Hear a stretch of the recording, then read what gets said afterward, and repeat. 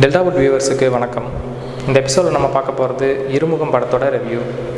ஆனந்த் சங்கர் இயக்கத்தில் விக்ரம், நயன்தாரா, நித்யா மேனன், கருணாகரன், தம்பி ராமையா மற்றும் பலர் நடிச்சிருக்காங்க.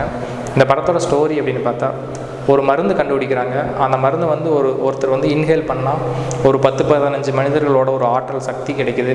அதை வந்து எப்படியெல்லாம் நாச வேலைகளுக்கும் டெரரிஸ்ட் விஷயங்களுக்காகவும் எப்படி யூஸ் பண்ணலாம் அப்படின்னு வில்லன் விக்ரம் வந்து முயற்சி பண்ணிகிட்ருக்காரு.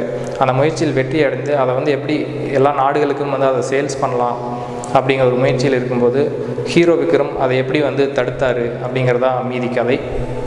இதை வந்து நயன்தாராவோட காதல், அதுக்கப்புறம் ஆக்ஷன் கலந்து சொல்லியிருக்காரு இயக்குனர் ஆனந்த் சங்கர் அவர்கள். இந்த படத்தோட பாசிட்டிவ்ஸ் அப்படின்னு பார்த்தீங்கன்னா, மியூசிக், சினிமாட்டோகிராஃபி, இது ரெண்டு தான் ரொம்ப பாசிட்டிவான விஷயங்கள்.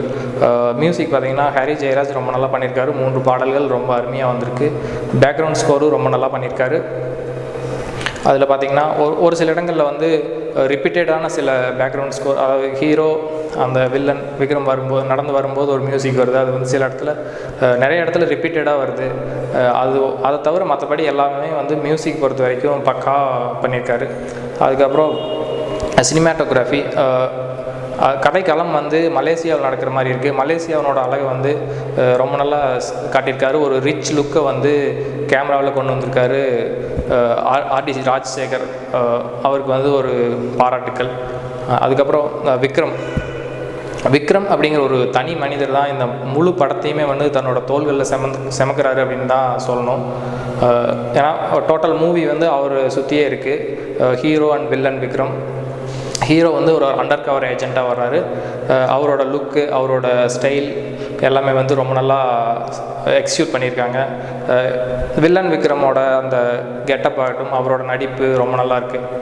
அதுக்கப்புறம் ஏன்னா விக்ரமோட நடிப்பு வந்து நம்ம வந்து யாருக்கும் சொல்ல தேவையில்லை. இதுக்கு முன்னாடி நிறைய படங்களில் வந்து அவர் ப்ரூவ் பண்ணியிருக்காரு. இதுக்கு மேலே இவரோட நடிப்பை பற்றி நம்ம சொல்ல அவசியமே கிடையாது. நயன்தாரா அவங்களோட பார்ட்டை வந்து ரொம்ப நல்லா பண்ணியிருக்காங்க. லவ் போர்ஷன், மற்ற விஷயங்களாகட்டும் எல்லாமே நல்லா பண்ணியிருக்காங்க. ட்ராபேக் வந்து மற்ற கேரக்டரோட சூஸ் பண்ண அந்த கேஸ்டிங் வந்து இந்த படத்தினோட மிகப்பெரிய ட்ராபேக்னு தான் சொல்லுவேன் என்னை பொறுத்த வரைக்கும். கருணாகரன், ரித்விகா, தம்பி ராமையா, இந்த 3 கேரக்டருமே பார்த்திங்கன்னா, தம்பி ராமையா வந்து ஒரு சயின்ஸ் ஃபிக்ஷன் மூவிக்கு வந்து ஒரு காமெடி வந்து தேவையில்லையாங்கிற அது வந்து வேறு விஷயம். ஆனால் இது வந்து தேவையில்லாமல் இந்த படத்தில் வந்து காமெடியை நுழைச்சிருக்காங்க அப்படின்னு தான் என்னை பொறுத்த வரைக்கும் தோணுது. கருணாகரன் ஆகட்டும், ரித்விகா ஆகட்டும், அந்த ரித்விகா வந்து அந்த கேரக்டர் ஒரு ரிப்பீட்டட் எல்லா படத்துலையும் வர்ற மாதிரி வந்து ஒரு அழுமூஞ்சியான ஒரு கேரக்டரே பண்ணிகிட்ருக்காங்க. அது ஒரு அலுப்பை தான் உண்டாக்குது. அதே மாதிரி தான் கருணாகரன் கேரக்டரும் வந்து ஒரு பொருந்தாத ஒரு கேரக்டராகவே இருக்குது.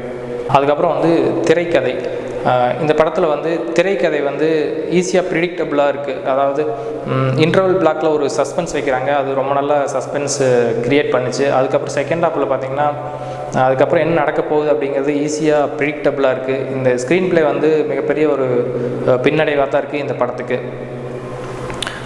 டோட்டலாக பார்த்தா இந்த படம் விக்ரம் மற்றும் நயன்தாரா 2 பேரோட நடிப்புக்காக கண்டிப்பாக இந்த படத்தை வந்து ஒரு டைம் பார்க்கலாம்.